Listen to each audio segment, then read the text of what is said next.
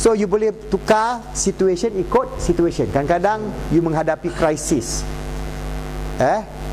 umpamanya krisis rumah tangga, you boleh gunakan itu untuk tukar persepsi negatif you kepada positif, antara you dengan suami isteri atau you dengan anak you. Umpamanya anak you malas belajar, you nampak dalam senario otak kepala you nampak anak you rajin belajar, pergi tuition, dia belajar, kurang tengok TV dia switch off. You tengok senario tu, you mainkan senario tu, lama-lama you boleh influence dia secara orang kata interaksi diri you, aura you akan influence dia. Tetapi kalau you dalam otak kepala you ada selalu anak you bodoh, malas dan semua, akhirnya kan selalu kita cakap bodoh, you malas, you maknanya you dah tekan kepada dia akan jadi anak yang bodoh dan malas. Sebab apa yang you cakap tu jadi doa bagi dia, bagi orang Islam.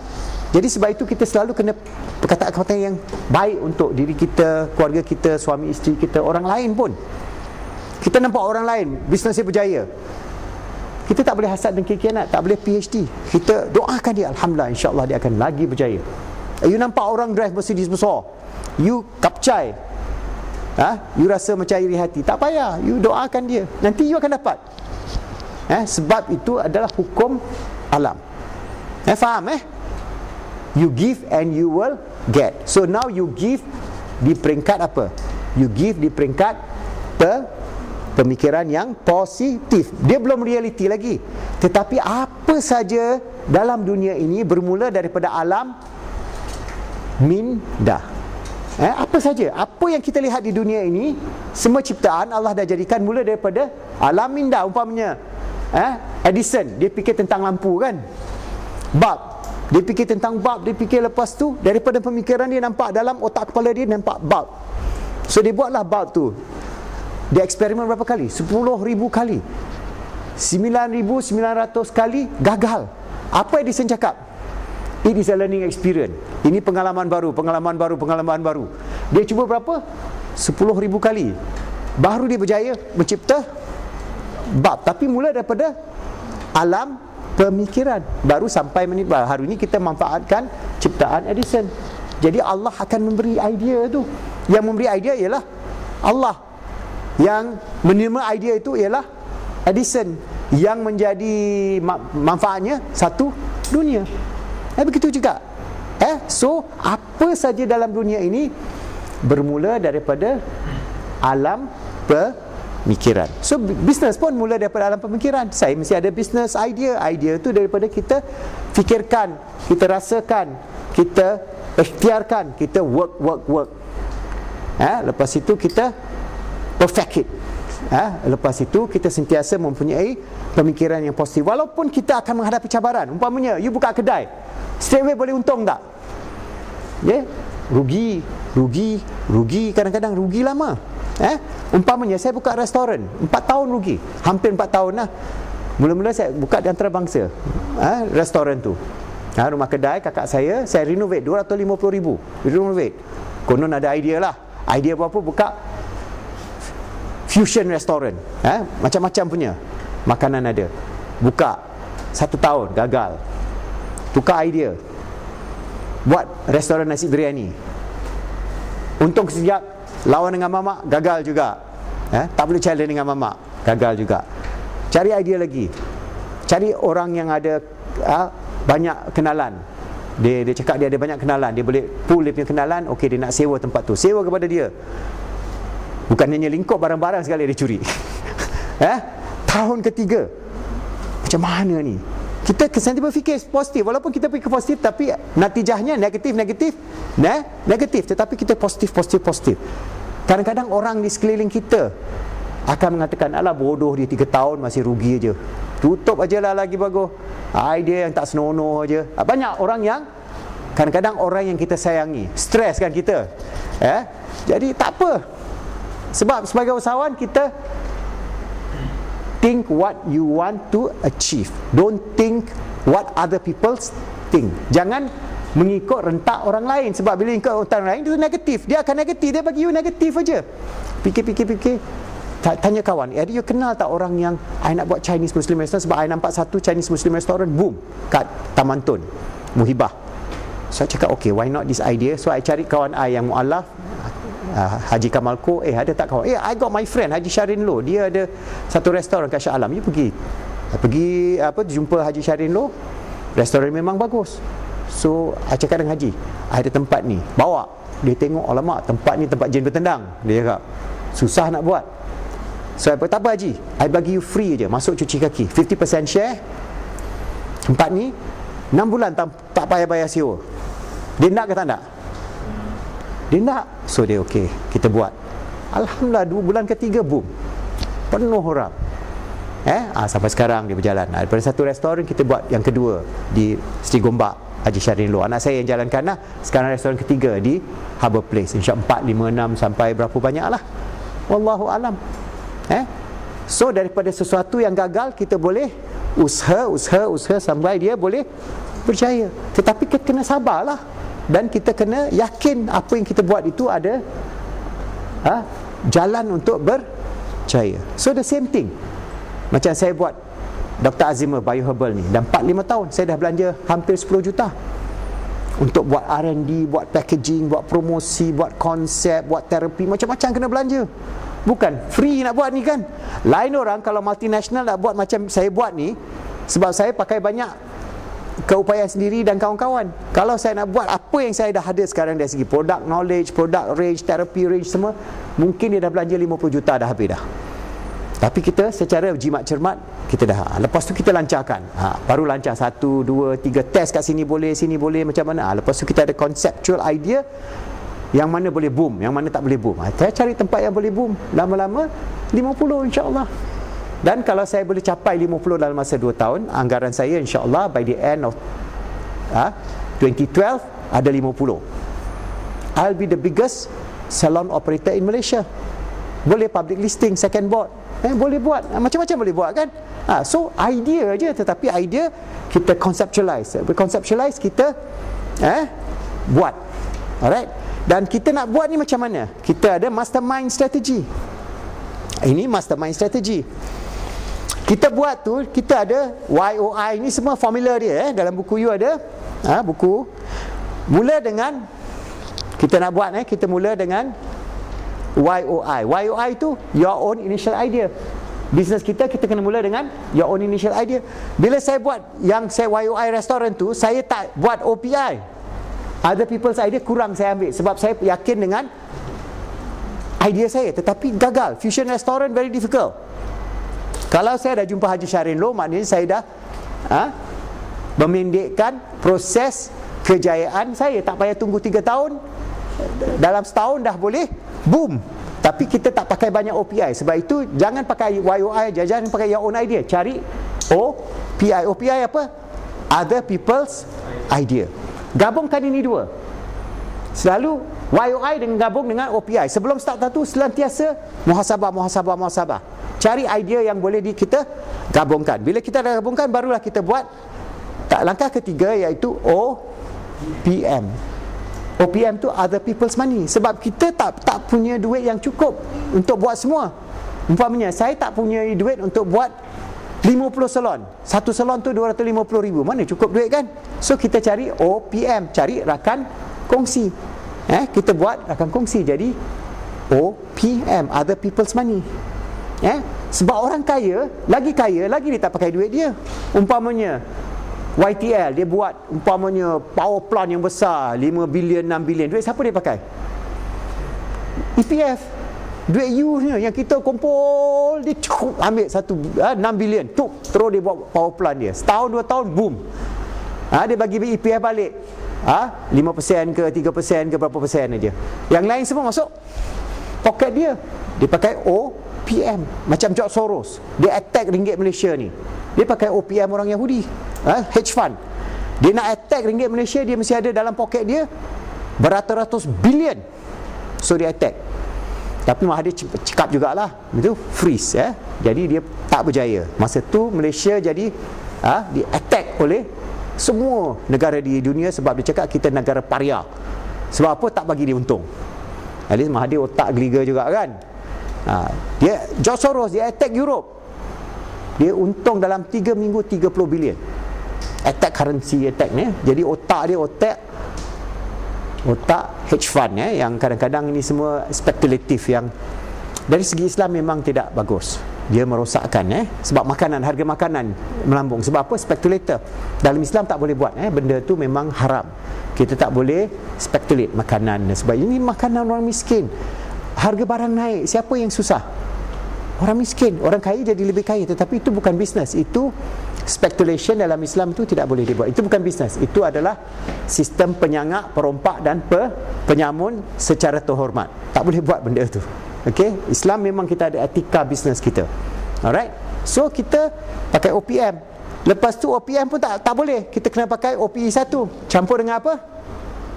OPE 1, other people's effort. Kita kena ada mereka yang sama-sama mempunyai wawasan. Macam saya banyak staff sekarang. My staff growing to more than 80 already. Dah lebih pada 80. Bila dah ada 50 salon, dah akan 400-500 staff. Maknanya 400-500 tu kena buat kerja dengan baik lah. Other people's effort lah. Dari segi mereka buat kerja, akhirnya mereka belajar jadi usahawan. Mereka jadi usahawan sendiri. Tak semestinya dalam bidang saya, bidang restoran dia ke, bidang trading ke, import export ke, halal produk ke, apa saja dia boleh buat sebab dia dah ada idea. Lepas tu kita cari other people's experience. OPE 2, other people's experience, pengalaman orang. OPE 3, other people's expertise, maknanya saintis-saintis. Macam saya banyak research, umpamanya yang Estaza by Essence saya datang daripada Jepun. Research dah 50 tahun oleh kumpulan saintis Jepun. Akhirnya mereka dapat breakthrough, dapat daripada satu rumpai laut, Haemococcus pivalis, daripada rumpai ini dia boleh mengeluarkan produk astaxanthin. Astaxanthin ini 500 kali lebih kuat daripada vitamin C dan vitamin E. Fantastic produk, molekul yang ajaib. Untuk apa saja kita boleh gunakan. So kita masukkan dalam skincare kita dan produk kita. That's why produk kita Dr. Azimov ada Estaza Bio Essence, iaitu astaxanthin. Dan astaxanthin ini semua produk kita ada. So dengan itu kita ada sesuatu R&D. Tapi nak buat R&D tu 50 tahun saya ada duit? Tak ada duit. Tapi kita link dengan saintis Jepun. Dan saintis Jepun ini dia ada syarikat dia sendiri. Dia ada syarikat besar bagi dia duit. So dia buat kilang untuk ekstrak astaxanthin ni saja 200 million USD kilang dia. Boleh tak? Kita tak ada duit kan? Tetapi bila dia dah keluar ekstrak itu, kita ambil ekstrak itu, kita gunakan.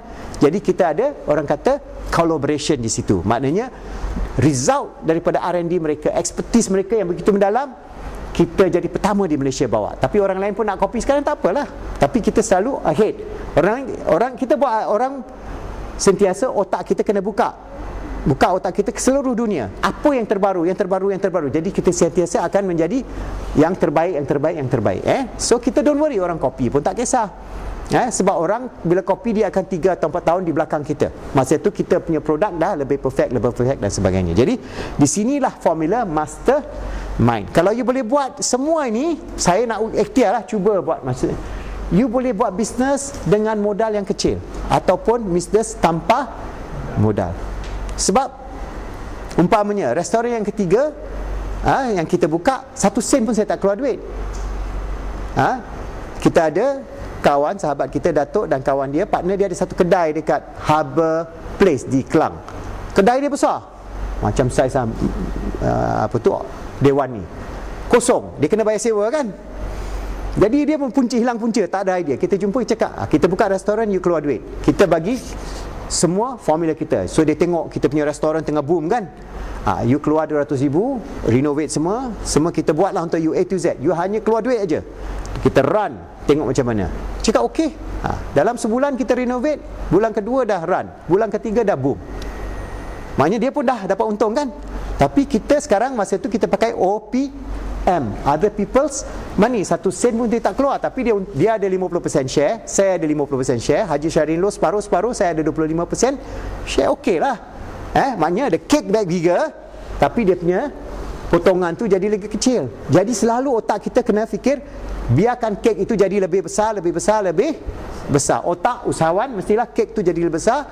Share jadi kurang tak kisah, biarkan share itu kecil. Dapat idea? So ini yang kita kena buat. Simple aja benda ni.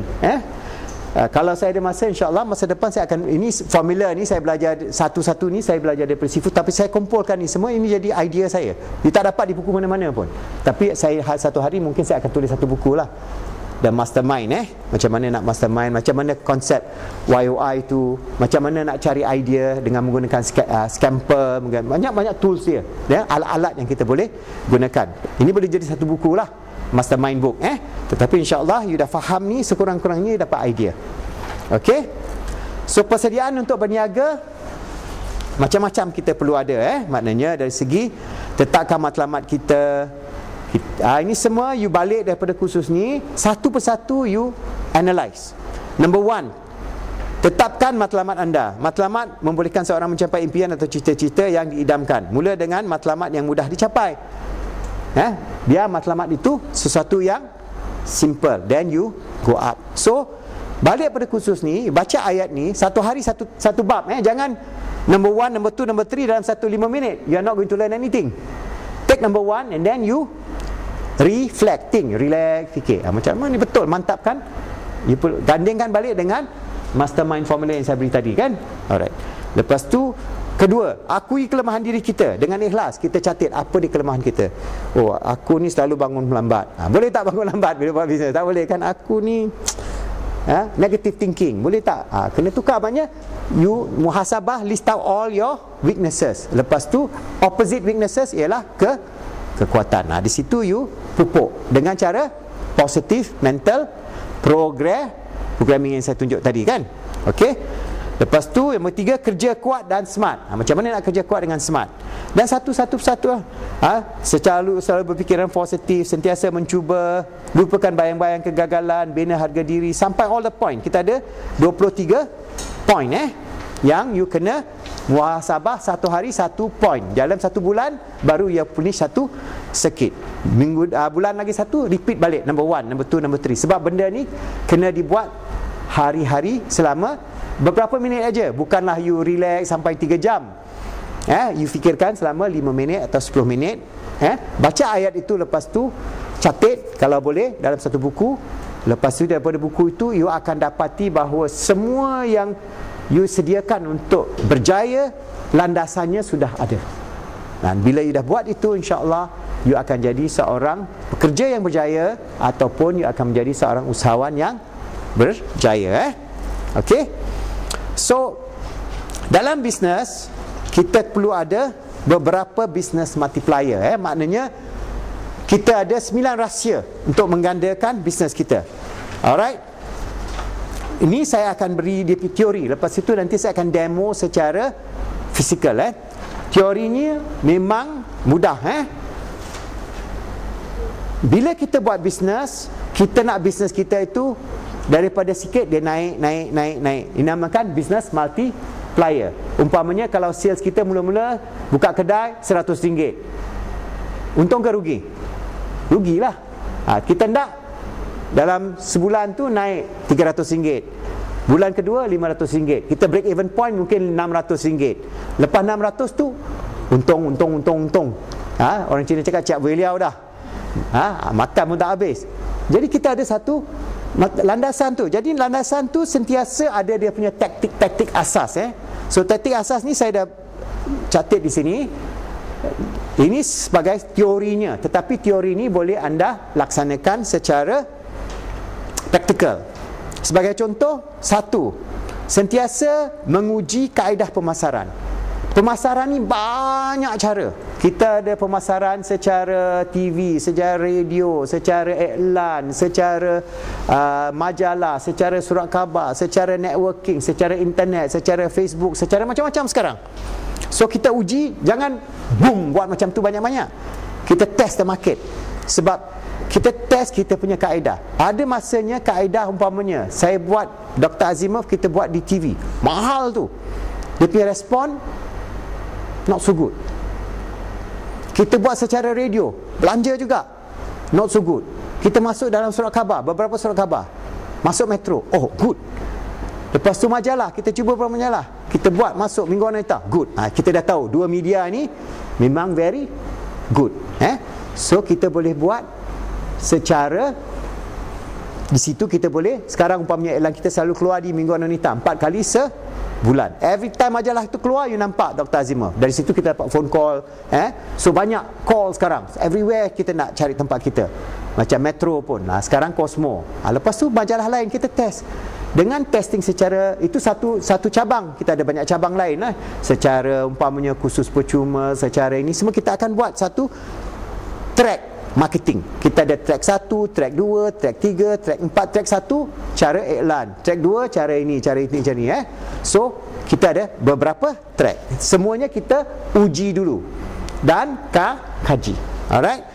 Yang kedua, cara iklan yang berasaskan kepada direct response. Maknanya iklan tu mesti cari dia punya pelanggan tu secara direct response. Nanti saya akan bagi contoh direct response secara praktikal. Umpamanya kalau you tengok hari ini di Cosmo, beli Cosmo hari ini, ambil satu page iklan kita, simpan. Itu contoh direct response. Sebab apa? You tengok aja tu ada RM25. Kupon percuma, kupon tawaran. Buat apa? Whitening facial, biasa harganya 149, kita bagi RM25 saja. Dan kat bawah tu bukan gimmick, tak ada bayaran tambahan lagi, tapi khas untuk pelanggan barulah. Pelanggan lama dia dapat banyak dah kan. Okey, lepas tu dia akan dapat 9 terapi.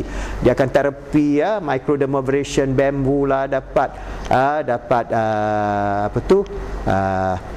massage lah, dapat acupressure lah, dapat mask lah, macam-macam dia dapat. So 9, catat.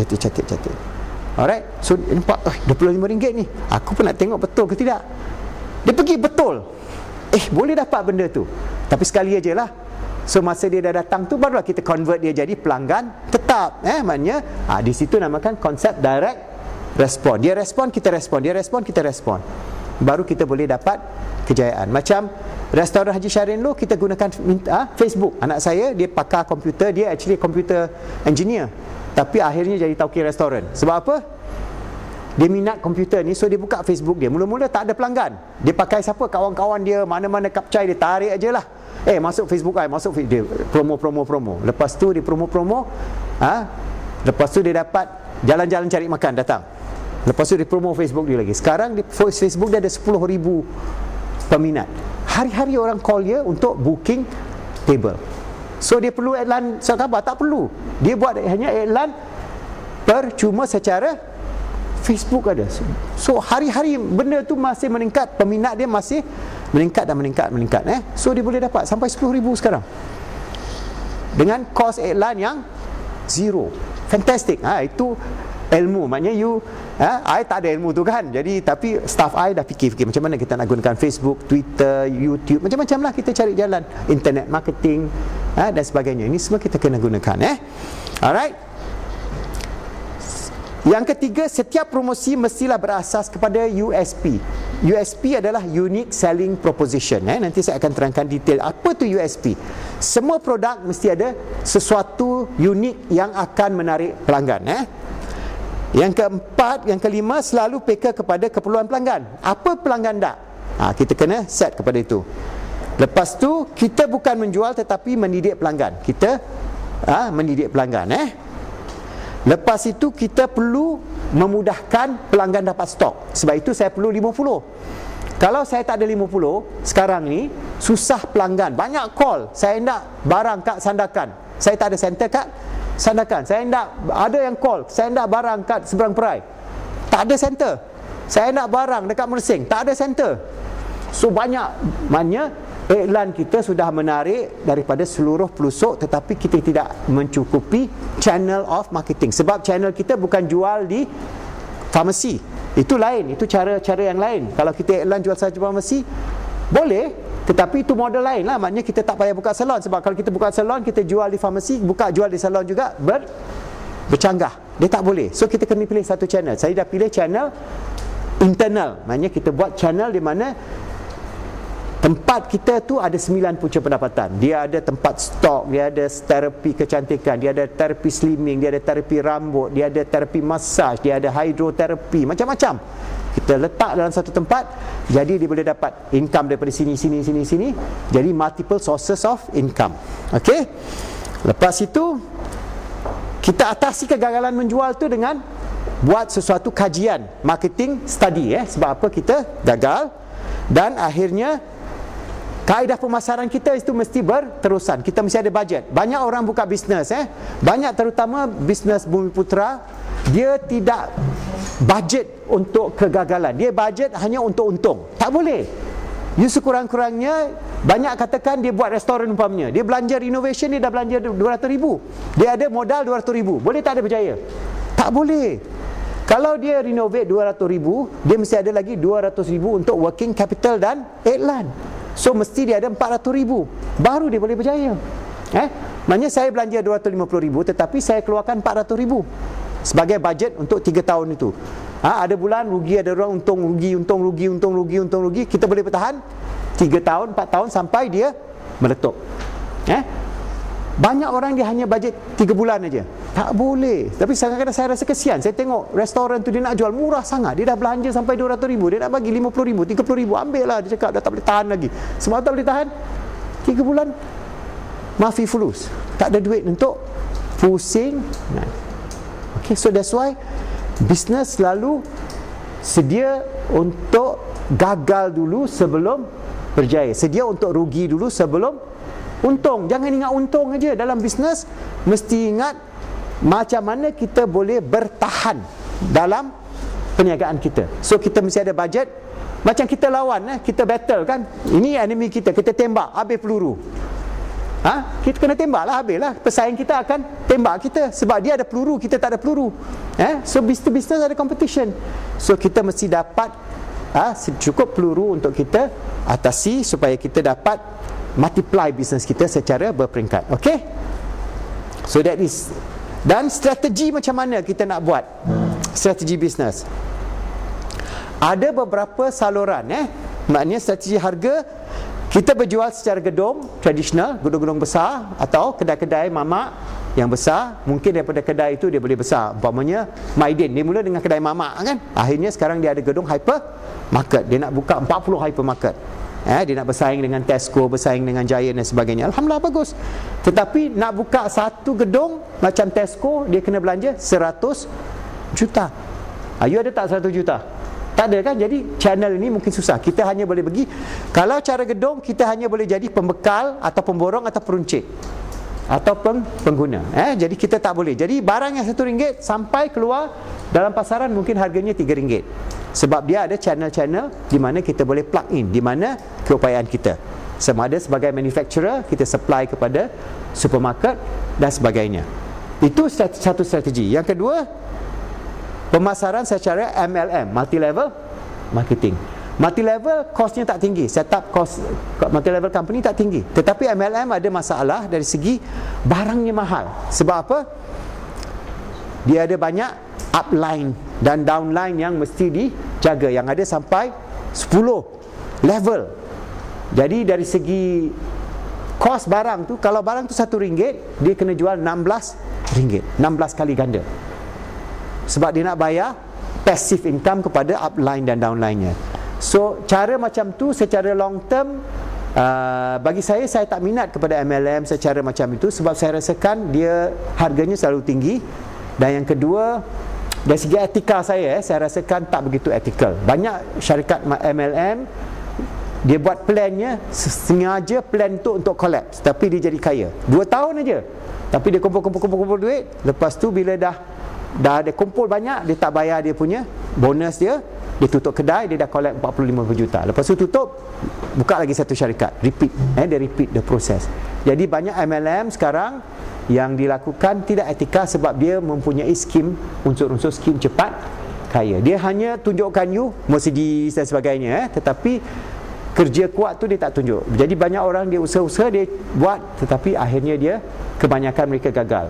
Yang berjaya hanya sekerat orang aja lah, 2, 3 atau 4 orang aja dalam satu skim tu.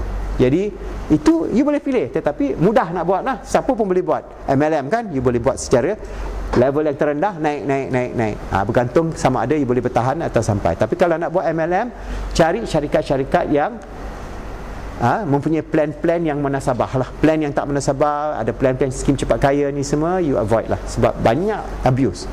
Dia submit kepada kementerian satu plan, dia buat plan lain. So itu yang jadi masalah.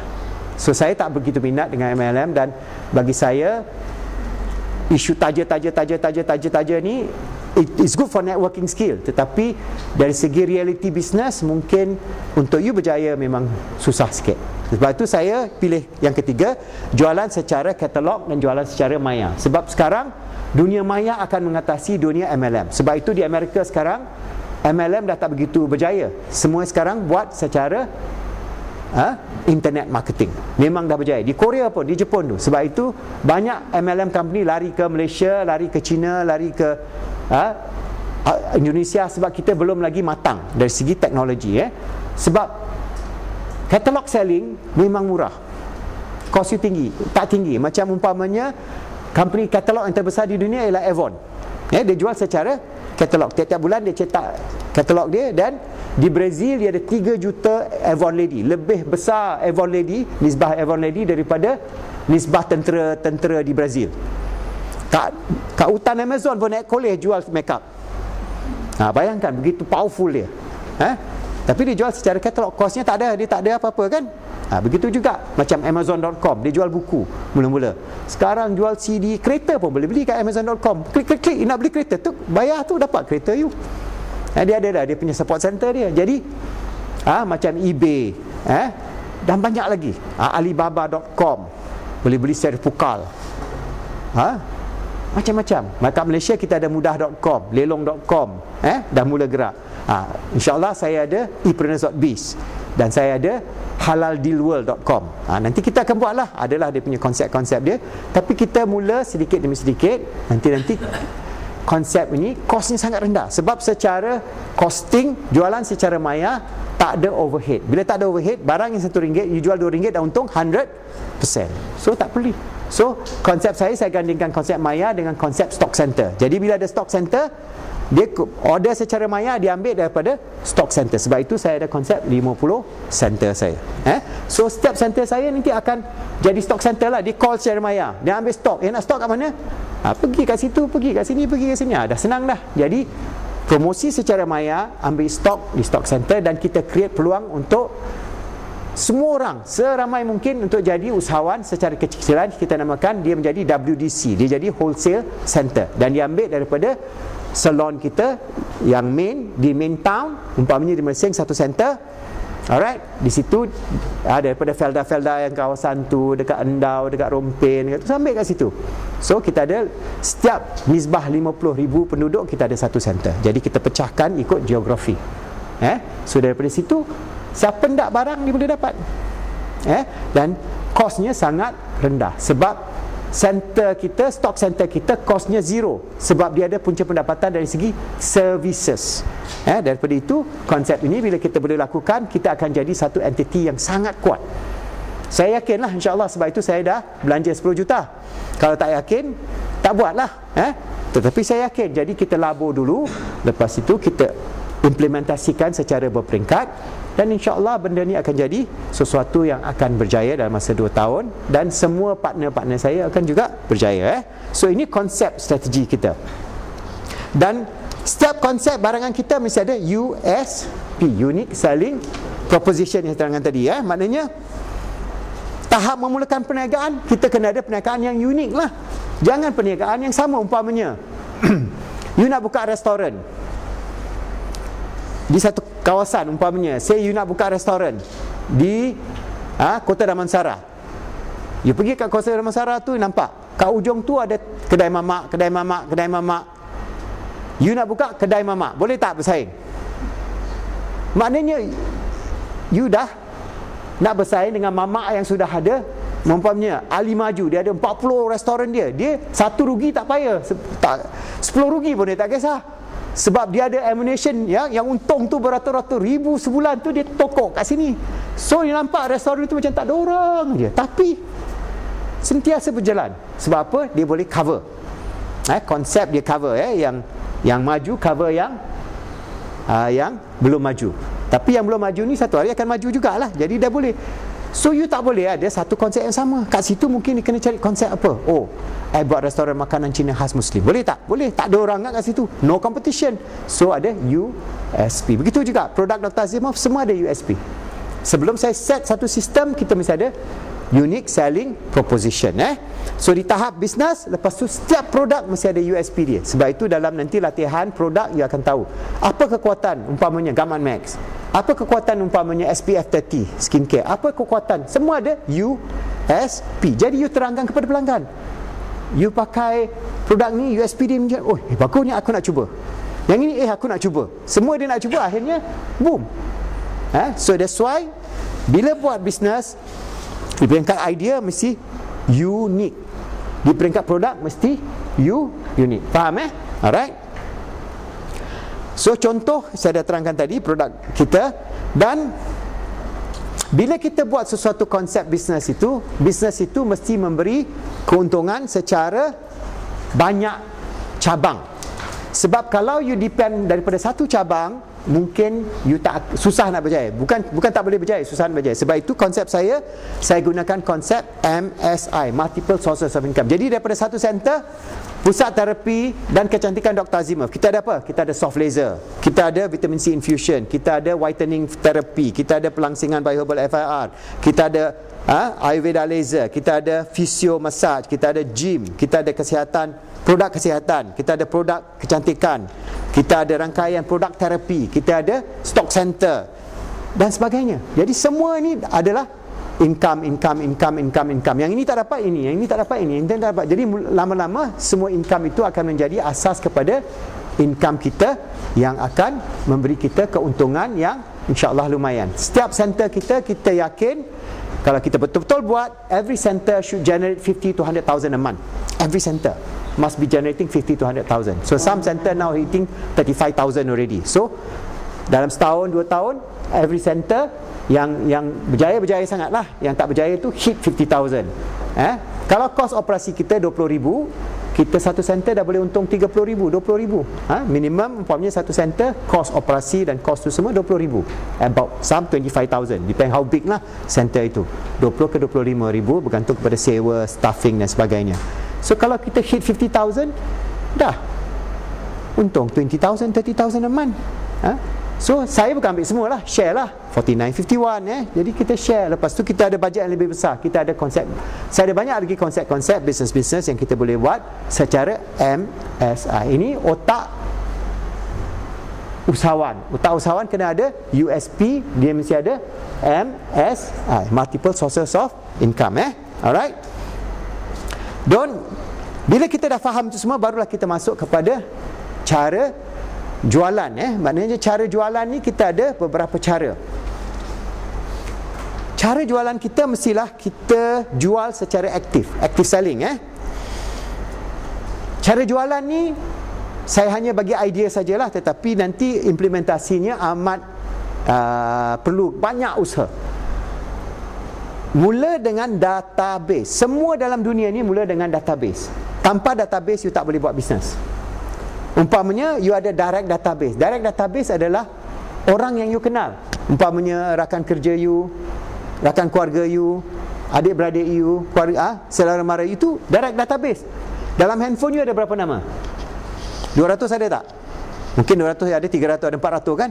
Itu direct database. Sebab bila you call dia mesti kenal you kan? So kalau you ada bisnes, umpamanya you ada salon, start panggil you punya kawan-kawan you. They say start with your crony. Crony you dululah kena datang. Kalau you tak ada crony, susah juga kan. So start with your friends. Lepas itu direct database. You dah panggil semua. Lepas tu kawan atas kawan pula. Dia pula datang, you minta 2 nama. Iaitu yang namakan indirect database. Database yang tak direct. So yang kedua, you kena cari sebanyak mungkin indirect database. Satu-satu center tu umpamanya indirect database, mungkin abang you ada kawan kan? Kawan abang you tak kenal, tapi abang you kenal. Dia pun ada 200. So ambil database dia, kumpul, masuk dalam komputer, masuk dalam buku database ataupun Excel. Lepas tu buat SMS blasting. Terapi RM25. Ni semua dapatkan, datang. Lepas tu call, dah SMS kena call, dia datang. Lepas sebab you cakap lah, abang you umpamanya Sufian, saya ni adik Sufian, Abu adik Sufian, dikirim salam. Macam mana? Dia tengah ni cerita dulu, jangan cerita bisnes kan. Pak Abu dah dapat tak saya punya SMS? Dah dapat dah. Pak Abu datanglah bila kita buat appointment Pak Abu. Dah gitu kan. Lepas tu Pak Abu datang. Kalau cakap lah RM25, bagilah diskaun lebih. Tak apalah Pak Abu. Untuk Pak Abu RM20 pun tak apa. Kita kurangkan sikit kan. Bagi dia special sebab kita nak dia jadi pelanggan kita. So dari situ kita ada olahan dari segi direct database dan indirect database. So database ni perlu sebab itu ni macam I told you, my son dia buat secara Facebook 10,000 database. You dah ada 10,000 your business will boom. Cara mana? Cara Excel, cara Facebook, cara apa saja. Cara buku manual, secara file. Kalau saya dulu suka secara manual sebab saya ada file saya. Saya buat satu bisnes, saya jadi seorang director of marketing in that company. Masa saya kerja dulu, zero business, dalam masa 2 tahun I turn over 3 million. Boom bisnes tu. Saya ada file-file saya, bisnes pelanggan yang akan beli, yang belum beli dan yang susah nak beli.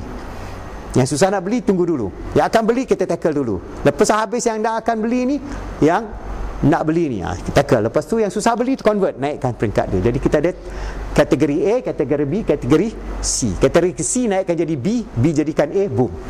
Tapi kerja kuat lah. So kita kena control the whole marketing process itu. Okay, alright. So bila kita jual, yang kedua dari segi active selling, kita mesti ada knowledge, selling on knowledge. Sebab itu kita kena tahu semua USP. Sebab itu saya ada ring. Setiap staff kita kena belajar daripada ring. Hari-hari bila tak ada pelanggan kena tengok ring. Sebab kita ada test, kita ada audit. Apa umpamanya kalau whitening facial, dia akan dapat 9 barang. Apa dia? Buka ring tak faham pun, buka ring. Bila tunjukkan pelanggan, actually you tak faham. Tapi bila tunjuk pelanggan, cik dapat ini, cepat. Pasal dah 3-4 kali buat kan, lama-lama you dah macam automatic aja. Sebab itu kita ada supporting ring. Apa produk USP pun buka ring aja.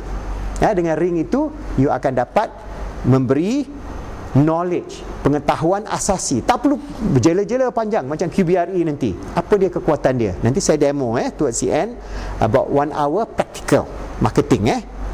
Macam mana you nak buat secara praktikal. Okay. Dan yang ketiga, selepas dah ada database, ada knowledge, kita mesti ada one-to-one sales technique. One-to-one sales technique ni maknanya kita macam mana nak kembangkan. Orang dah datang, kita nak jual dia package. Lepas tu kita kena bagi dia insentif.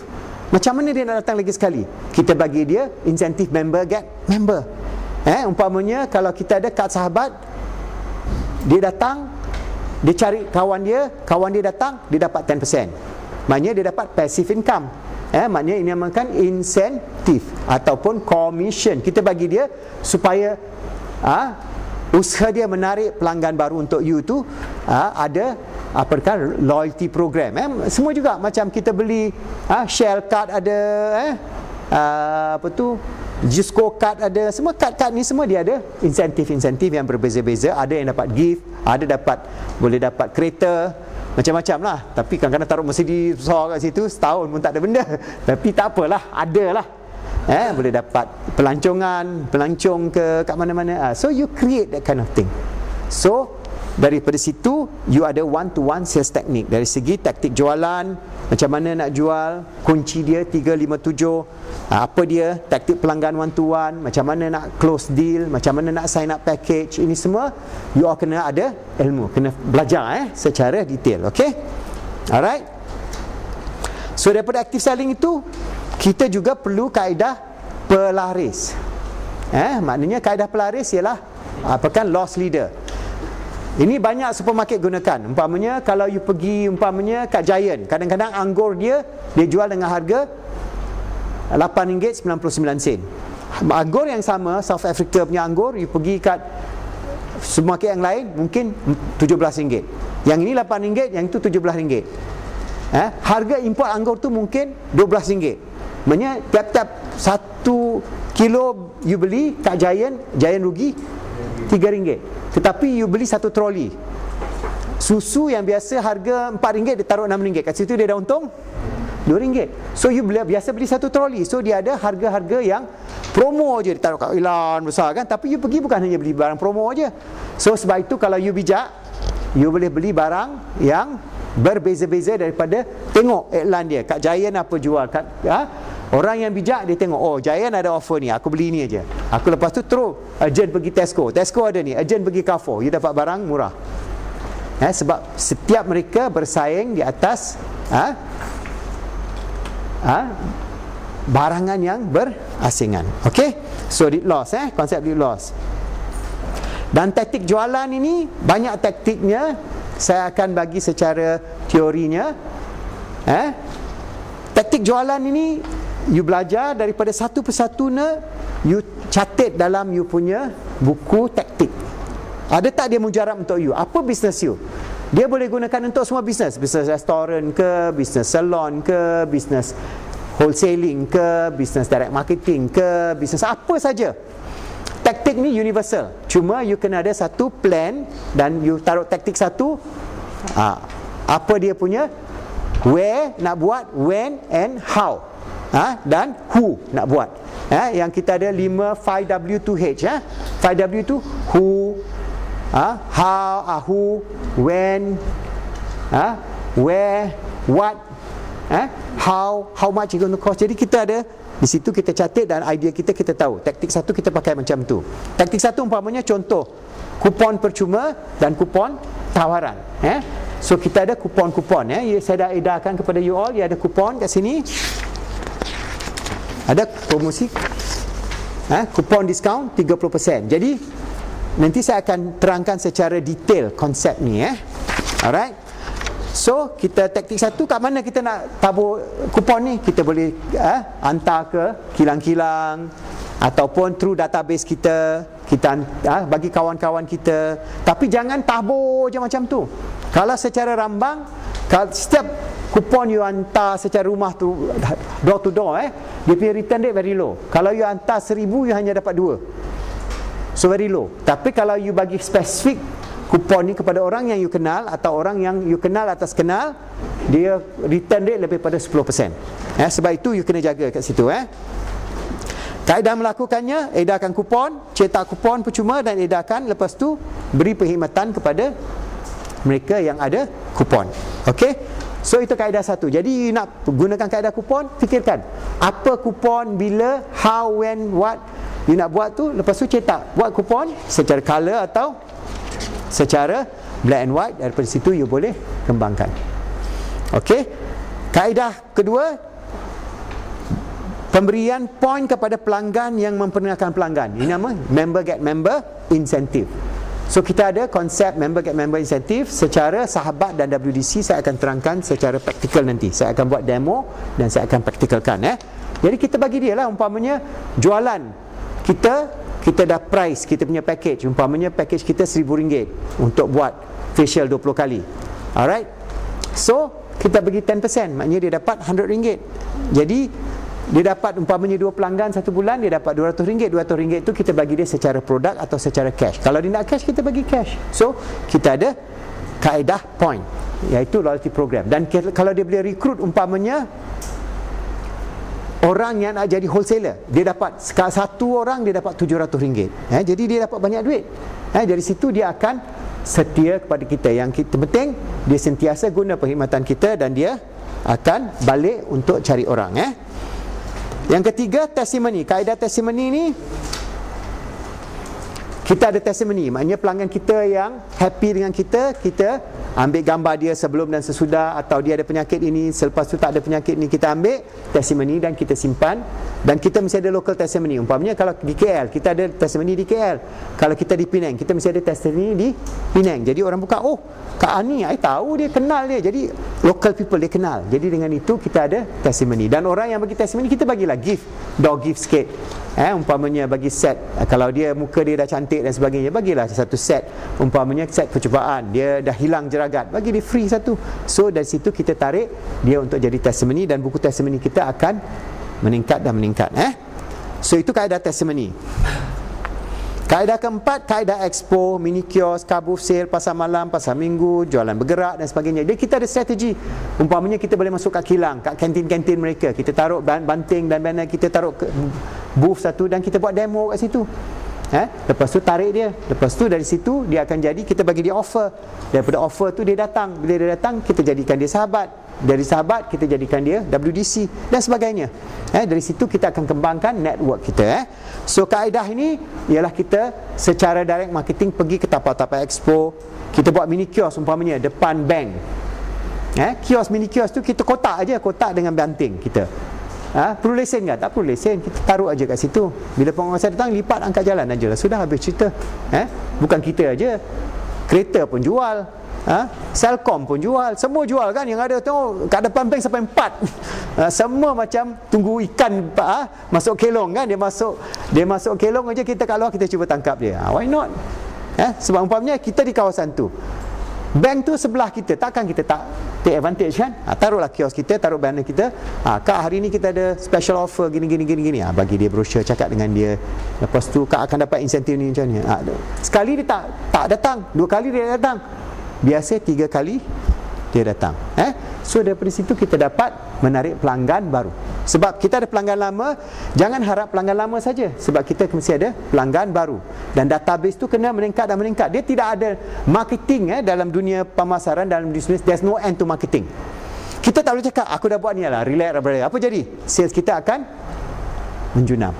Sebab dia tidak ada, ini bisnes. Bisnes sentiasa kena promote, new client dan sebagainya. Itu biasa. Itu realiti dalam dunia bisnes. Yang kelima, kaedah kotak. Product display box lah. Kita ada kotak kita boleh letak umpamanya di kedai Dobi dengan brochure. Jadi kita jadikan umpamanya tuan punya kedai Dobi itu multiple source of income. Dia kan banyak orang kaya yang pergi kedai Dobi itu kan. Kalau kita taruh kotak, display box, lepas tu kita kena latih dia lah. Dia tak boleh pasif, letak kotak aja expect tu jalan. Tak jalan. Banyak kita letak kat kedai Dobi, kita biar aja marketing kita malas, memang tak boleh. Marketing tu kena ada. Bila umpamanya petang-petang orang datang ambil baju kan, dia bagi brochure, jemput dia. Lepas tu jual 1-2 produk, untung bagi kepada tauke kedai Dobi tu. Jadi dia pun boleh buat lah. Ini maknanya side income. Dia dapat side income, jadi dia akan kotak. Kita boleh buat display kotak dan di sini kita taruh brochure, kotak brochure. Jadi dia boleh buat. Kaedah kelima.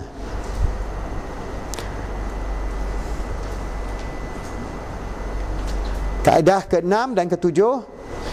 Alright.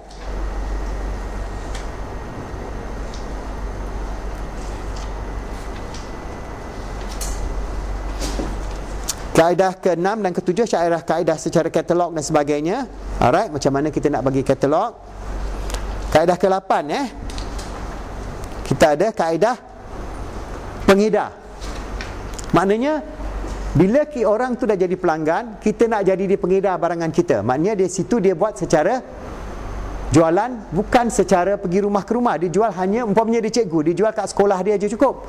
Sebab kita bukan nak dia jadi seorang yang agresif. Tapi kalau dia nak agresif boleh. Umpamanya dia cikgu, malam dia nak pergi door to door, dia nak buat facial secara mobile salon. Tak apalah, kita bagi dia. Sebab dia ambil produk daripada kita. Walaupun dia bersaing dengan kita, tetapi dia hanya ada satu terapi aja. Dia tidak ada vitamin C, dia tidak ada yang lain-lain. Jadi yang lain-lain tu dia kena datang ke salon nak buat.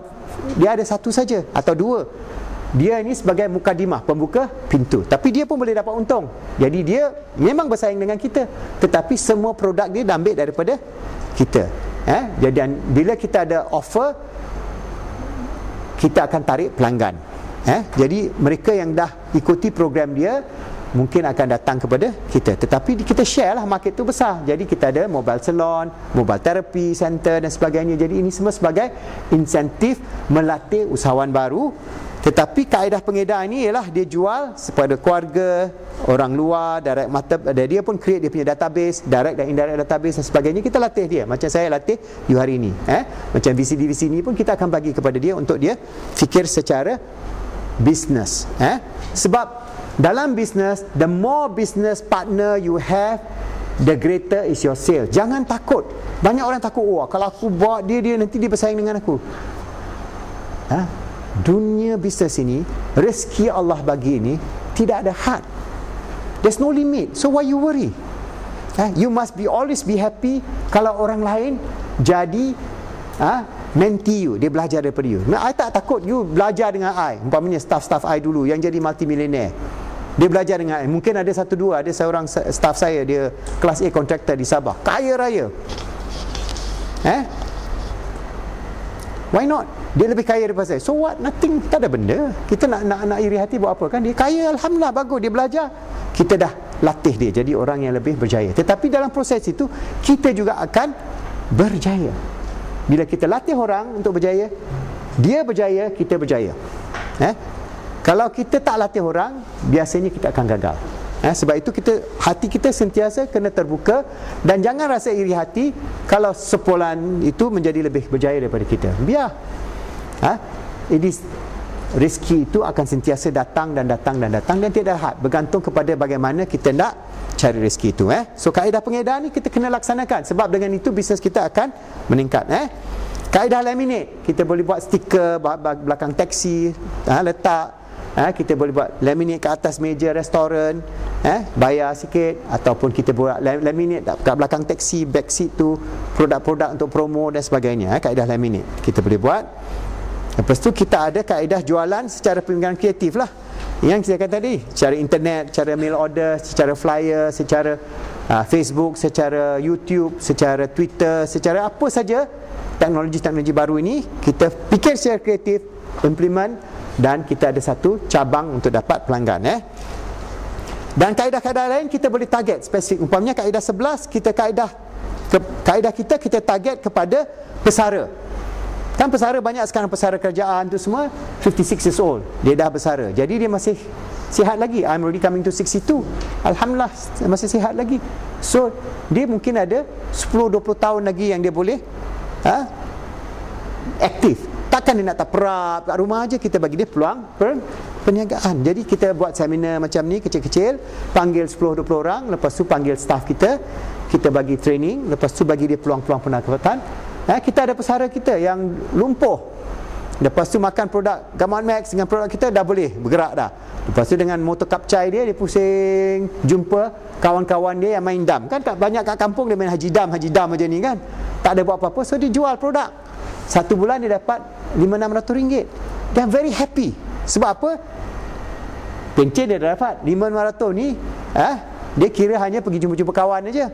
Lepas tu pun dia dapat interaksi. Jadi otak dia sentiasa bergerak dan fizikal dia pun bergerak. Dia tak rasa dia tidak berguna, dia rasa dia ada masa depan. Walaupun hanya pendapatan dia RM500, dia tak bukan nak jadi kaya ke apa. Dia nak RM500 tu kira extra pocket money lah. Jadi dengan itu dia rasa dia dah berjaya sangat. Bagi orang macam ni, kita dah pupuk dia dan dia akan bantu kita, dan dia akan bagi kawan-kawan yang lain untuk join kita punya network untuk dapat RM500-600. Dengan itu kita akan banyak kawan lah. Kat situ kita akan jadi satu rangkaian pesara-pesara, dan kita boleh buat khusus lain kali untuk pesara-pesara untuk buat kerja-kerja amal umpamanya, sebab pesara ni banyak masa untuk buat kerja-kerja, untuk counselling, pasal dia dah makan garam dulu kan, untuk belia dan sebagainya. Jadi kita bantu dia orang untuk cari pendapatan supaya dia ada harga diri, dan dia juga aktif secara mental dan fizikal, dan juga dapat kejayaan. Tetapi kita bagi khusus-khusus dia, dan kita ada juga khusus-khusus umpamanya dia boleh dapat, kalau dia aktif secara aktif, dia boleh dapat diploma dalam bidang keusahawanan. Nanti saya terangkan konsep-konsep kita yang akan datang, macam mana kita tarik pelanggan. Konsep pesara kita boleh tackle same konsep. Ibu tunggal kita boleh tackle belia, kita boleh tackle graduan menganggur. Banyak kalau kita pergi umpamanya satu-satu, you pelik. Umpamanya you tahu berapa banyak budak kita yang menganggur. Kalau you nak tahu umpamanya you panggil lah satu star, umpamanya you panggil lah star, siapa dia penyanyi yang paling hebat sekarang, panggil lah, kalau dulu mungkin Awi ke apa kan, tapi sekarang Awi pun dah ada yang baru kan, tapi konon lah panggil lah Awi datang, saya pergi Mersing buat konsert, 10,000 orang. Mana budak tu, mana semua budak-budak motor ni semua. Jadi budak-budak ni kebanyakan mereka penganggur. So you got 5-10,000 people there, potential untuk dilatih jadi usahawan. Alright. So kaedah 12, mula perniagaan tanpa modal, kita bantu. Umpamanya pesara dia tak ada modal, bagi dia 1-2 produk, macam Gamat Max satu, ini satu, sebab kita dah kenal dia kan. Lepas tu follow up dengan dia. Jangan, kalaupun dia lari 1-2 produk aja, takkanlah dia tinggal situ dia nak lari kan. Jadi kita bagi dia konsep bisnes tanpa modal. Lepas tu latihan, kita ada konsep latihan. Jadi kita konsep latihan ni sebenarnya tadi kita bagi konsep latihan secara kecil-kecilan atau konsep diploma untuk pekerja, untuk guru, untuk mereka yang VSS, mereka yang kerja kilang part time. Jadi sasaran kita carilah. Lepas tu kita bagi khusus-khusus. Umpamanya kita ada mobile therapy center. Jadi mereka yang ada penyakit, kita bukan hanya bantu dia untuk mengatasi penyakit dia secara terapi dengan multi energy system. Dia boleh jual multi energy system. Jadi kita ada AQ Healer. Macam ni saya demokan AQ Healer. Macam mana dia boleh jual secara AQ Healer. Jadi dia jadi sihat, dia boleh influence orang lain jadi sihat dengan latihan. Okey. So kaedah-kaedah latihan ni banyak cara. Sasaran tu pun banyak sangat. Okey. Dan kita boleh jual secara kupon melalui internet macam Groupon, Halal Deal World, My Deal dan sebagainya. Kita jual secara kupon. Dan konsep-konsep lain yang kita ada.